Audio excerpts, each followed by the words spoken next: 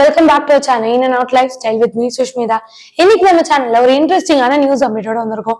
அது எதை பத்தின நியூஸ்னா, தளபதி விஜய் அவர்கள் பத்தின நியூஸ் தான். தளபதி விஜய் 30 இயர்ஸா தமிழ் சினிமால நிறைய லீட் ரோல்ஸ்ல பண்ணியிருக்காரு. மோர் தென் 68 மூவிஸ் பண்ணியிருக்காரு. இதை தொடர்ந்து 2023 அவர் என்ன பண்ணாருன்னா, மொத்தமா பாலிடிக்ஸ்ல இறங்கி மக்களுக்கு சேவை செய்ய போறதா சொல்லியிருந்தாரு. இந்த மாதிரி ஒரு அனௌன்ஸ்மெண்ட் வந்ததுக்கு அப்புறம் 2024ல அவரோட 69th மூவி நடிச்சதுக்கு அப்புறம் இதுக்கப்புறம் எந்த மூவிஸும் பண்ண மாட்டேன், என்டையரா பாலிடிக்ஸ்ல இறங்க போறதா சொல்லியிருந்தாரு.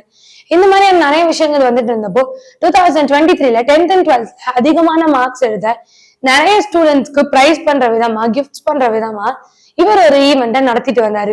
போன வருஷம் இவர் கட்சிக்கு வரப்போறாரு அப்படின்றதுக்காக தான் இந்த ஈவெண்ட் எல்லாம் பண்றாரு. ஏன்னா ஒரு கவர்மெண்ட் போஸ்ட்ல எந்த ஒரு இதுலயும் இல்லாம அவரோட செலவுல இதெல்லாம் பண்றதெல்லாம் ரொம்ப கஷ்டம். ஒரு தடவை பண்ணுவாரு, இன்னொரு தடவை எல்லாம் பண்ண மாட்டாரு. இந்த மாதிரி நிறைய ஒப்பீனியன்ஸ் இருந்தது. இதுக்கெல்லாம் பதில் சொல்ற மாதிரி தளபதி விஜய் அவர்கள் இந்த வருஷமும் இந்த ஈவெண்ட்டை நடத்துறாரு. இந்த வருஷம் தேர்ச்சி பெற்ற 10th and 12th அதிக மார்க்ஸ் எடுத்த ஸ்டூடெண்ட்ஸை கேதர் பண்ணி இந்த ஈவெண்ட் நடக்குது. இந்த ஈவெண்ட் இன்னைக்குதான் நடக்குது. 28 ஜூன் 2024 இந்த ஈவெண்ட் நடந்துட்டு வருது. இந்த ஈவெண்ட்ல தளபதி அவர்கள் ஒரு புது லுக்ல வந்திருக்காருன்னே சொல்லலாம். இதுக்கு முன்னாடியான வந்த பிரஸ் மீட்ஸா இருக்கட்டும், இல்ல கொஞ்ச நாட்கள் அவர் சோசியல் மீடியா எல்லாத்துலயுமே ஒரு நோ பியர்ட் லுக்ல இருந்தாரு.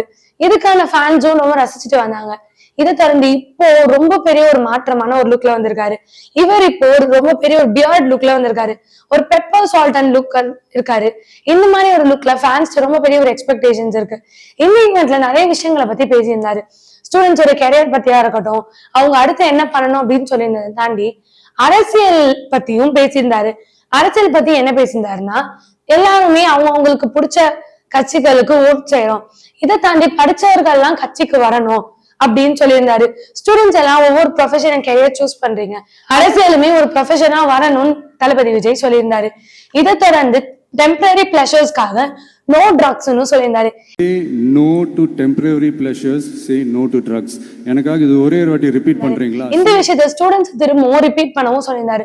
மோர் தென் 2 times இந்த விஷயத்தை ரிப்பீட் பண்ண வச்சாரு. இதுல இருந்து என்ன தெரியுதுன்னா, தளபதி விஜய் ஸ்டூடெண்ட்ஸ் கிட்ட ரொம்ப நல்ல விஷயங்களை இந்த ஈவெண்ட் மூலமா விதைச்சிட்டு வராரு.